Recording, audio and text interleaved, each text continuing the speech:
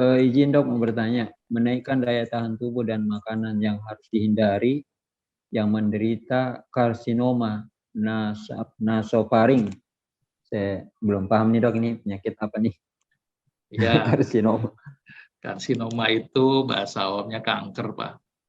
Oh. Ya, nasofaring, naso berarti hidung, faring itu daerah paring. Paring itu di daerah tenggorokan atau kerongkongan.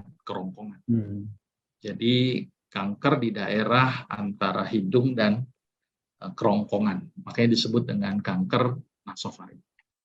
Ya, jadi secara umum ya, kalau memang kita melakukan tindakan operasi dan tindakan kemoterapi, maka pantangan tidak menjadi syarat mutlak.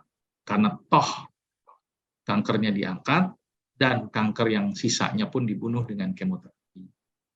Tetapi bagi yang misalnya menjalani pengobatan dengan tidak kemoterapi gitu kan, tapi dengan menggunakan tanaman obat, itu biasanya ada beberapa pantangan yang harus dilakukan. Salah satunya adalah makanan-makanan yang mengandung unsur-unsur karsinogenik. Hati-hati, hindari ini. Karsinogenik yang paling mudah kita lihat itu ya makanan yang gosong misalnya. Mohon maaf ya, sate bakar, ikan bakar, daging bakar, gosongnya dimakan. Katanya yang paling enak yang gosong-gosong. Oh, itu karsinogenik. Hindari itu. Yang kedua, hindari yang mengandung unsur-unsur sintetik. Misalnya ada pewarna, itu pemicu sekali itu. Pewarna itu, waduh, jelek sekali ya. Terus kemudian perasa, ya.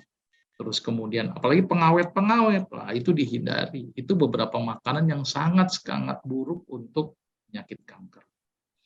Atau hati-hati dengan makanan-makanan yang mengandung unsur-unsur hormonal. Itu banyak sekali itu, ditambah dengan hormon-hormon pertumbuhan. Ya, misalnya hewan yang disuntik dengan hormon-hormon pertumbuhan itu harus diwaspadai. Selain itu juga makanan-makanan yang juga berisiko seperti aflatoksin, misalnya pada kacang tanah yang busuk, gitu ya. Atau makanan-makanan yang mohon maaf misalnya dipanaskan berulang-ulang misalnya. Ini kan sering tuh diulang lagi. Itu juga tidak bagus itu ya untuk penderita penyakit karsinoma ya atau kanker tadi. Jadi yang paling aman apa? Ya perbanyak buah, perbanyak sayur. Biasanya pada beberapa pasien-pasien saya berikan yang paling sederhana, suruh blender aja wortel sama tomat.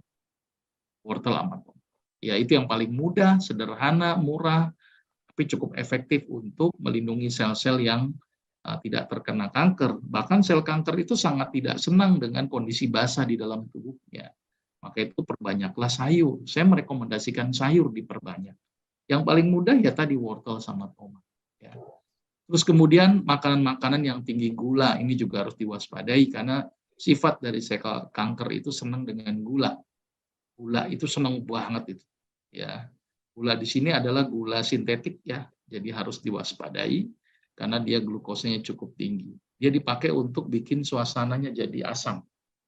Jadi glukosa itu masuk ke dalam si sel kanker itu tidak ke mitokondria, tidak menghasilkan energi, tapi digunakan untuk membentuk asam pirufat yang bikin suasana si sel kanker jadi asam. Ya, asamnya tinggi. Makanya kenapa sel kanker itu bisa dihambat dengan meningkatkan kondisi basah di dalam tubuh. Salah satu dengan mengkonsumsi sayuran yang banyak. Itu ya. Jadi itu sedikit makanan-makanan ya yang bisa diberikan pada orang-orang yang menderita penyakit kanker. Tapi tinggal dilihat dulu ini pengobatannya dengan apa. Kalau dengan kemoterapi, buat saya sih nggak perlu banyak pantang. Karena kemoterapi akan mematikan sel-sel yang normal. Nah, sel normal itu perlu nutrisi yang banyak. Kalau enggak nanti lama lagi itu tumbuhnya. Ya. Jadi kalau sudah di kemo sih sebenarnya tidak ada pantangan secara spesifik. Mudah-mudahan bisa menjawab ya pertanyaan Ibu Nur ya.